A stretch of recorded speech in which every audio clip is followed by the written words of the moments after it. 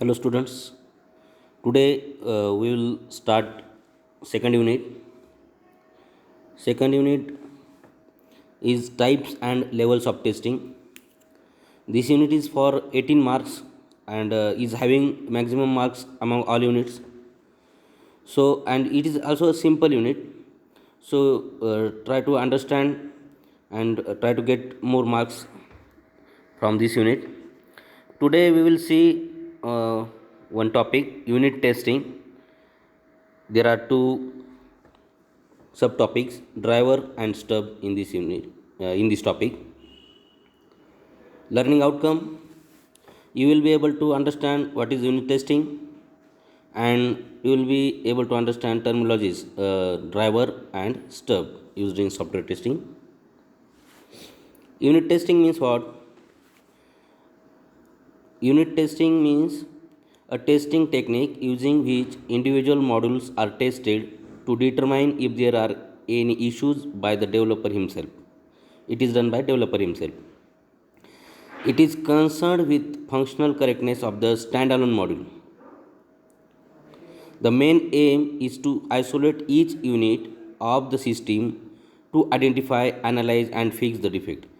म्हणजे काय आहे की युनिट टेस्टिंग म्हणजे आपण जे सॉफ्टवेअर डेव्हलप करतो तर ते पूर्ण सॉफ्टवेअर एकच वेळेस डेव्हलप नाही करत, तर त्याला मॉड्यूलमध्ये डिवाईड करतो आपण छोट्या छोट्या आणि डेव्हलप करतो. तर जर एक मॉड्यूल सपोज 10 मॉड्यूल आहेत तुमच्याकडे आणि फर्स्ट मॉड्यूल जर डेव्हलप झालं तुमचं, तर फर्स्ट मॉड्यूल टेस्ट करायचं म्हणजे त्याची काय करायची, युनिट टेस्टिंग करायची. म्हणजे तो एक युनिट आहे तुमच्या प्रोजेक्टचा किंवा सॉफ्टवेअरचा, त्याची टेस्टिंग करायची आहे. सेकंड मॉड्यूल डेव्हलप झालं की त्याची सेपरेट टेस्टिंग करायची आहे.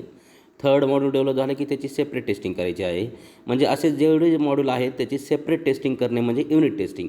आणि नंतर सगळे मॉड्यूल डेव्हलप झाल्यानंतर त्यांची सेपरेट टेस्टिंग झाल्यानंतर मग त्यांना मर्ज करून परत एक टेस्टिंग करतात, त्याला म्हणतात इंटिग्रेशन टेस्टिंग. इंटिग्रेशन म्हणजे कंबाईन केल्यानंतर पूर्ण सॉफ्टवेअरचे एक टेस्टिंग करणे म्हणजे इंटिग्रेशन टेस्टिंग. इथे युनिट टेस्टिंग म्हणजे testing a separate module individually. What are the advantages of unit testing? It reduces the defect in newly developed features or reduces bugs when changing the existing functionality. म्हणजे जर तुम्ही एखादं function जर change केलं तर त्याचं तुम्हाला काय होतं, युनिट टेस्टिंग केल्यामुळे त्याचा डिफेक्ट लवकर फाइंड आउट होतो आणि इझिली त्याला करेक्ट केलं जाऊ शकतं. It reduces the cost of testing as defects are captured in very early phase, improves design and allow better refactoring of code. Unit test when integrated with build gives the quality of the build as well. म्हणजे जर तुमचं unit testing चांगल्या पद्धतीने केल्या असतील तर मग integration टेस्टिंगसुद्धा तुमच्या इझिली आणि चांगल्या होऊ शकतात. Life cycle of unit testing. Life cycle म्हणजे काय आहे की ते कसं वर्किंग करतं, तर फर्स्ट मेक चेंजेस, म्हणजे तुमचं जे डेव्हलप कोड आहे किंवा फंक्शन आहे त्याच्यामध्ये चेंजेस करायचे. Execute unit test for that code only. Fix defect and reexecute unit test. Code review. Check in code in to repository.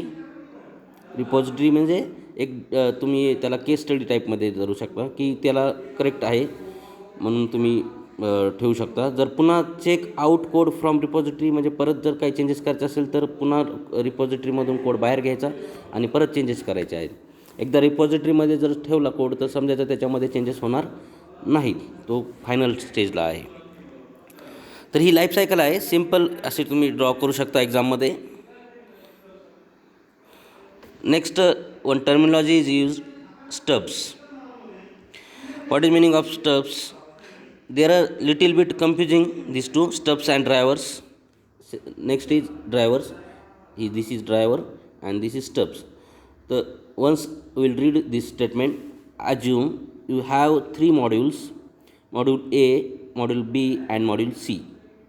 Module A is ready and we need to test it, but module A calls a function from module B and C which are not ready, so developer will write a dummy module which simulate B and C and return value to module A.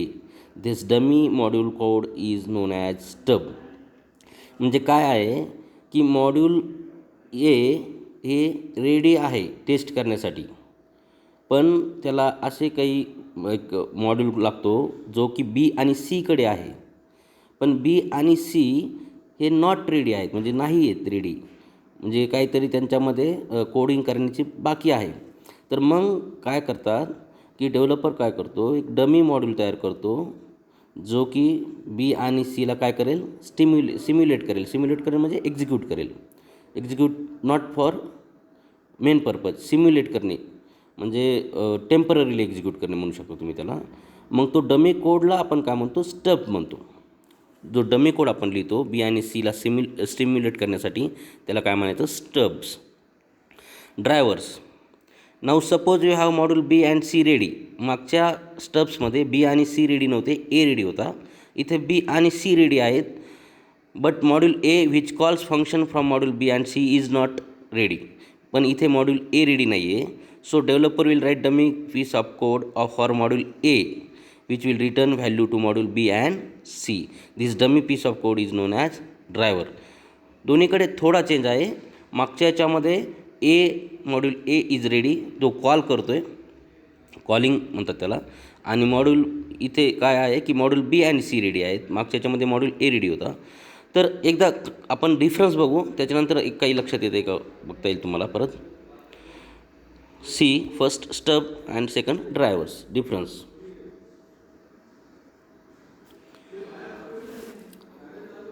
Stubs used in top-down integration testing.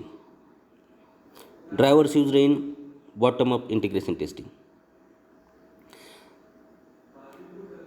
म्हणजे top down आणि bottom up. तर याला काय म्हणतात, integration टेस्टिंगबद्दल बोलते तिथे. Integration testing म्हणजे काय की कंबाईन केल्यानंतर जे टॉप मॉड्यूल आहेत ते फर्स्ट टेस्ट होतात आणि नंतर ते डाऊनवर्डकडे जातात, म्हणजे खालचे टेस्ट होत राहतात. तर त्याला काय म्हणतो आपण, टॉप डाऊन इंटिग्रेशन टेस्टिंग. आणि बॉटम अप म्हणजे काय की जे लोअर मॉड्यूल आहेत, जे खालच्या लेवलचे मॉड्यूल आहेत लास्ट स्टेजचे, ते फर्स्ट टेस्ट होतात आणि नंतर अप्पर साईडला जातो आपण. तर टॉप डाऊन आणि बॉटम अप हे दोन आहेत. तर स्टब्स कुठे यूज होतात, टॉप डाऊन इंटिग्रेशन टेस्टिंगमध्ये, आणि ड्रायव्हर्स बॉटम अप इंटिग्रेशन टेस्टिंगमध्ये. Stubs are used when sub programs are under development. म्हणजे जर बी आणि सी याला सब प्रोग्राम्स म्हणतो आपण, ते जर अंडर डेव्हलपमेंट असेल, ए हे टॉप मॉड्यूल आहे फॉर एक्झाम्पल मागच्या एक्झाम्पलमध्ये. तर जर सब प्रोग्राम्स म्हणजे बी आणि सी जर अंडर डेव्हलपमेंटमध्ये असतील, तर डेव्हलपमेंट फेजला जर असतील, तर त्याला आपण स्टब्स यूज करतो स्टिम्युलेट करण्यासाठी. Drivers are use when main program are under development. म्हणजे लोअर लेवलचे प्रोग्राम रेडी आहेत जसे की बी आणि सी, पण ए रेडी नाही आहे. तर त्याला जर तुम्हाला डमी कोड द्यायचा असेल, पीस ऑफ डमी कोड, तर त्याला तुम्ही ड्रायव्हर्स म्हणू शकता. Topmost module is tested first. Stubs topmost module is tested first, like A is topmost in last example, and in drivers lowest modules tested first, like B and C in example we have seen last slide. It can simulate the behavior of lower modules that are not integrated. म्हणजे इथे काय सांगितलं, lower मॉड्यूलला simulate करू शकतात stubs, म्हणजे बी आणि सीला simulate करणे. म्हणजे ते रेडी नाही आहेत, पण त्यांना काहीतरी डमी मॉड्यूल प्रोव्हाइड करायचं आणि त्यांना काय करायचं, सिम्युलेट करायचं, म्हणजे टेम्पररीली एक्झिक्यूट करायचं. आणि ड्रायव्हर्स काय, it can simulate the behaviour of upper level modules that are not integrated. म्हणजे इथे आपण मागच्या स्लाईडमध्ये जर बघितलं तुम्ही, तर एला सिम्युलेट केलं जातं. कशाने, ड्रायव्हर्सने. Stubs are called programs. Stubs म्हणजे काय, कॉल्ड प्रोग्राम्स आहेत, आणि ड्रायव्हर्स आर कॉलिंग प्रोग्राम्स.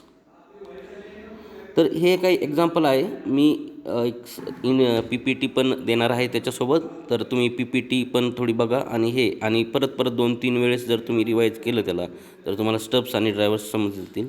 आणि एक्झाममध्ये स्टब्स आणि ड्रायव्हर्स हे 2 मार्क्ससाठी त्यांचा डिफरन्स विचारू शकतात. थँक्यू.